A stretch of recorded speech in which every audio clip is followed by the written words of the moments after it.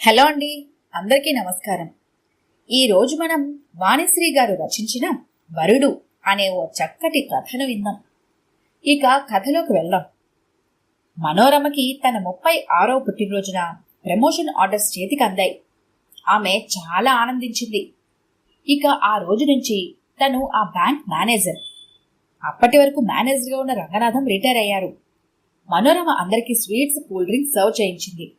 Staff అంతా ఆమెను అభినందించారు. మేనేజర్ సీట్లో కూర్చోబెట్టి బొకేలతో సత్కరించారు. అయితే మనోరమ తల్లి తాయారమ్మకి కూతురి ప్రమోషన్ వార్త ఏమంత సంతోషం కలిగించలేదు. మనోరమ తెచ్చిచ్చిన స్వీట్ ప్యాకెట్లో నుంచి ఒక్క స్వీట్ కూడా తీసుకుని నోట్లో వేసుకోలేదు. ఏంటమ్మా నువ్వు అదోలా ఉన్నావు? ఒంట్లో బాలేదా? తల్లి పక్కనే సోఫాలో కూర్చుని అడిగింది మనోరమ. ఒంట్లో బాగానే ఉంది, మనసే బాగాలేదు అన్నది తాయారమ్మ. నువ్వు అస్తమానం టీవీ చూస్తూ కూర్చుంటావు. పాడు సీరియల్స్, అత్తాకోడల సవాళ్లు, వదిన మీద మరిది కన్నేయడం, మరదల మీద బావ అత్యాచారం, ఇటువంటివన్నీ నీ మెదడుని డిస్టర్బ్ చేస్తాయి. ఇక న్యూస్లోనైతే ఆడపిల్లల మీద యాసిడ్ దాడులు, కత్తితో నరకడాలు చూసి చలించిపోతావు. ఇక మనసేం బాగుంటుంది అంది మనోరమ. అటువంటివి చూసి చూసి నా మెదడు ముద్దు బారిపోయింది. దాని గురించి కాదు, నీ గురించే నా దిగులు అంది తాయారమ్మ. నాకేంటి, దర్జాగా ఉన్నాను. ఇప్పుడు బ్యాంక్ మేనేజర్ని గర్వంగా అంది మనోరమ. నువ్వు బ్యాంక్ మేనేజర్ అయితే ఏంటి, డైరెక్టర్ అయితే ఏంటి? నాకు వయసైపోతున్నది. నేను పోతే ఒంటరిగా ఎలా ఉంటావు? ఇప్పటికైనా ఆనందాన్ని పెళ్లి చేసుకో, నాకు తృప్తిగా ఉంటుంది చెప్పింది తాయారమ్మ. రెండో పెళ్లి వాడిని చేసుకుంటే అందరూ చిన్నచూపు చూస్తారమ్మా. వాడు పెళ్లి కాకముందు నిన్నే చేసుకుంటానన్నాడు కదా. ఎనరికాలు మంచివి కావు, సింగినాదం అంటూ ఏవేవో కబుర్లు చెప్పావు. వాడికి పెళ్ళైపోయింది. ఒక పిల్లాడు పుట్టాక పాపం భార్య చనిపోయింది. ఆ పిల్లాడిని అమ్మమ్మ తాత తమ ఊరు తీసుకుని పోయి పెంచుతామని అంటున్నారు. ఆనందం కూడా ఒప్పుకుంటున్నాడు. ఇంకా నీ అభ్యంతరం ఏమిటి అన్నది. చూద్దాంలే అమ్మా, నువ్వు స్వీట్ తీసుకోముందు అంటూ ఒక స్వీట్ తల్లి నోట్లో పెట్టింది మనోరమ. అరుణ వస్తూనే కంగ్రాచులేషన్స్, బ్యాంక్ మేనేజర్ అయ్యావటగా అంది. థ్యాంక్స్, రా లోపల కూర్చుందాం అని అరుణ తన బెడ్రూమ్లో కూర్చోబెట్టింది. ఆంటీ బావున్నారా అంటూ తాయారమ్మని పలకరించింది. ఏమిటే నీ అమ్మ అదోలా ఉంది అడిగింది అరుణ. ఏముంది, నా పెళ్లి గొడవ. మా బావని పెళ్లి చేసుకోమంటుంది. నాకైతే రెండో పెళ్లి వాడిని చేసుకుంటే ఇద్దరి దృష్టిలో చులకనగా ఉంటుందని గిల్టీ ఫీలింగ్ చెప్పింది మనోరమ. నీకిప్పుడు 35 ఏళ్లు, 40 ఏళ్లలోపు 35 పైన ఉండే ఎలిజిబుల్ బ్యాచులర్ దొరకాలంటే కష్టమే. మీ అమ్మ మనసులో మీ ఆనందం బాగున్నాడు. తన తర్వాత నువ్వు ఒంటరిదాని అయిపోతావేమోనని దిగులు పడుతోంది పాపం. ఆమె ఉండగానే నువ్వు పెళ్లి చేసుకుంటే మంచిది చెప్పింది అరుణ. నేను అదే ఆలోచిస్తున్నాను. సూటబుల్ మ్యాచ్ దొరకాలి కదా. ఎవరిని పడితే వాడిని కట్టుకొని కష్టాలు కొని తెచ్చుకోలేం. ఒక పని చేయి, పేపర్లో యాడ్ ఇద్దాం, అందులోని నీ కండిషన్లు వేద్దాం. ఎవరైనా బ్యాచ్లర్ తగులుతాడేమో అంది అరుణ. మనోరమ తల ఊపింది. మ్యాట్రిమోనియల్ కాలంలో మనోరమ యాడ్ వేయించింది. 35 సంవత్సరాల యువతి, ఉద్యోగం ఉంది, 40,000 జీతం, తగిన వరుడు కావలను. 40 ఏళ్లలోపు 35 పైనున్న బ్రహ్మచారి అర్హుడు. భార్య పోయినవారు, విడాకులు తీసుకున్నవారు అనర్హులు. వరుడు మంచి ఆరోగ్యవంతుడై ఉండి సిగరెట్లు, మందు అలవాట్లు లేకుండా ఉండాలి. ఉద్యోగం లేకపోయినా ఆర్థికంగా స్థితిమంతుడై ఉండాలి. పేపర్లో యాడ్ వచ్చి వారం రోజులు దాటినా ఒక్క ఫోన్ కాల్ కూడా రాలేదు. అరుణ, మనోరమ ఆశ్చర్యపోయారు. ఇంకోసారి కూడా వేయించారు. ఎన్నిసార్లు వేయించినా ఎవరూ ఫోన్ చేయడం లేదు. మందు, సిగరెట్ తాగనివాడెవడు ప్రపంచంలో లేడనుకుంటా అంది అరుణ. చూస్తే అట్లాగే ఉంది అన్నది మనోరమ. ఇక ఆశ వదులుకున్న మనోరమ మొబైల్కి ఒక కాల్ వచ్చింది. పేపర్లో మీ యాడ్ చూశాను. నా పేరు సత్యానందం, 40 ఏళ్ల బ్రహ్మచారిని. మనోరమ అతని ఆదివారం సాయంకాలం తన ఇంటికి రమ్మని అడ్రస్ చెప్పింది. అరుణను కూడా రమ్మంది. ఇవాళ్టికి ఒక బ్రహ్మచారి తగిలినందుకు ఇద్దరూ ఆనందించారు. సాయంకాలం 4 గంటల నుంచి సత్యానందం కోసం ఎదురు చూస్తున్నారు స్నేహితులిద్దరూ. హాల్ అంతా నీట్గా సర్దారు.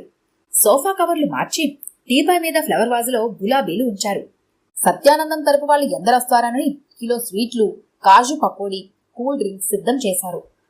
ఏమిటి మీ హడావిడి అని తాయారమ్మ ప్రశ్నించినా అసలు విషయం చెప్పలేదు. తల్లిని సర్ప్రైజ్ చేయించాలని మనోరమ పెళ్లి చూపుల విషయం దాచి ఉంచింది. చుట్టాలొస్తున్నారమ్మా అంది మనోరమ. చుట్టాలెవరే? ఇప్పుడే వస్తారుగా, చూస్తావుగా అన్నది. తాయారమ్మకి అంత ఆశ్చర్యంగా ఉంది. తనకి తెలియని చుట్టాలెవరా అని ఆలోచనలో పడింది. బజర్ మోగింది. ఆ వెంటనే శంభో శంకర అని కేక వినిపించింది. ఎవడో అడుక్కునేవాడు బజర్ కొట్టి మరీ అడుక్కుంటున్నాడు అనుకుని చిరాకు పడింది. గేటు దగ్గర కషాయ వస్త్రాలు తొడుక్కొని గడ్డం పెంచుకున్న వ్యక్తి కనిపించాడు. ఇప్పుడు కాదు, తర్వాత రావయ్యా బాబు, అడుక్కోవడానికి వేళపాలా లేదా అని కోప్పడింది మనోరమ. నేను అడుక్కునేవాణ్ణి కాదమ్మా అన్నాడతను సవరించుకుంటూ. మరేంటి, జాతకాలు చెప్తావా? అలాంటివేం వద్దు అన్నది చిరాగ్గా. ఇది మనోరమ ఇల్లేనా? అవును, నేను సత్యానందాన్ని, ఈరోజు కలుసుకోమన్నారుగా అన్నాడు. ఎవరే అంటూ బయటకొచ్చింది అరుణ. మనోరమ బిత్తర చూపులు చూస్తోంది. బ్రహ్మచారి అంటే ఇతనా? సరాసరి హిమాలయాల నుండి తపస్సులోంచి లేచి వచ్చినట్లున్నాడు. ఇతనే సత్యానందం గుసగుసలాడుతూ అరుణ చెవిలో చెప్పింది. మై గాడ్ అన్నది అరుణ షాక్ తిన్నట్టయిపోతూ. శంభో శంకర అంటూ సత్యానందం చనువుగా లోపలికొచ్చేశాడు. నువ్వేగా మనోరమ అన్నాడు మనోరమ ముందు నిలబడి. అవును, భలే గుర్తుపట్టారే అన్నది అరుణ. ఎందుకు గుర్తుపట్టను? మనోరమ పెళ్లి కావాల్సిన బాలామణి. ఆమె ముఖం కలకలలాడిపోతోంది. పెళ్లి కల వచ్చేసింది, నీకు పెళ్ళైపోయింది, పిల్లలు కలిగారు అన్నాడు.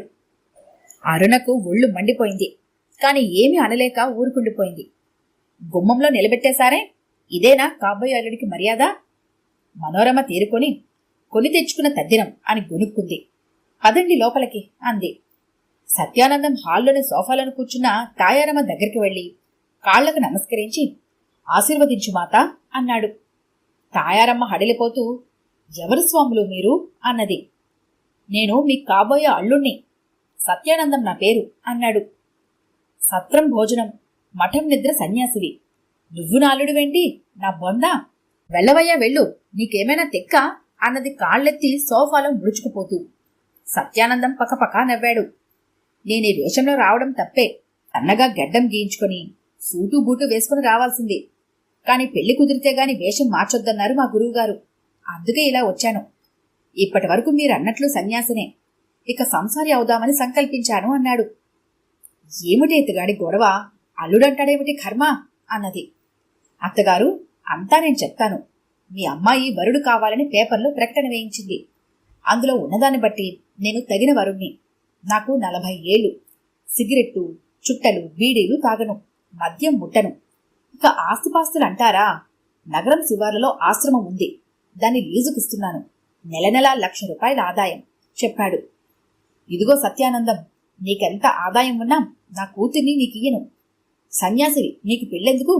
వెళ్ళవయ్యా వెళ్ళు. మా అమ్మాయి ఎవరనుకున్నావు? Bank manager. ఏదో బిజినెస్ చేసుకునేవాడుకో, ఉద్యోగం ఉన్నవాడికో ఇస్తాను అని మండిపడింది తాయారమ్మ. ఎంత బిజినెస్ చేసినా నాకున్న ఆదాయం ఉంటుందా అని ఏదో చెప్పబోతున్న సత్యానందాన్ని అడ్డుకుంది మనోరమ. సారీ సత్యానందం గారు, మీ సంబంధం నాకు కూడా ఇష్టం లేదు, ఇక దయచేయండి అన్నది. ఇంటికి రమ్మని అవమానిస్తారా? నాకంటే బుద్ధిమంతుడు మీకు ముల్లోకాల్లో వెతికినా దొరుకుతాడా? 40 ఏళ్లుండాలి, పెళ్లి కాకుండా బ్రహ్మచారి కావాలి, పొగ తాగకూడదు, మద్యం ముట్టకూడదు. మీ షరతులకు తగిన వరుడు నాకంటే ఎవరు ఉండరు. బాగా ఆలోచించుకొని కబురు చేయండి. ఇదిగో నా కార్డు అని మనోరమ చేతిలో పెట్టి కోపంగా వెళ్లిపోయాడు సత్యానందం. ఆ సన్యాసి చెప్పింది నిజమేనే. 40 ఏళ్ల వరకు పెళ్లి కాకుండా బ్రహ్మచారులు ఎవరుంటారు? మఠంలో సన్యాసులు తప్ప. బ్రహ్మచారే కావాలంటే నీకీ జన్మకి పెళ్లి కాదు. ఇప్పటికైనా నా మాట వినమ్మా. ఆనందం బావకి ఏం తక్కువ? ఒకసారి పెళ్ళయిందన్న మాటే గాని ఎంత బుద్ధిమంతుడు. నువ్వంటే ఎంత ఇష్టంగా ఉంటాడు. వాడిని పెళ్లి చేసుకోవడం నీ అదృష్టం. అదృష్టం తలుపు తడితే కాదనకూడదు అన్నది తాయారమ్మ.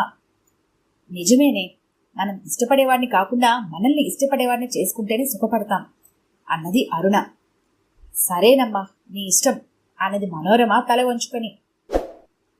ఈ కథ కనుక మీకు నచ్చినట్లయితే లైక్ చేయండి, షేర్ చేయండి.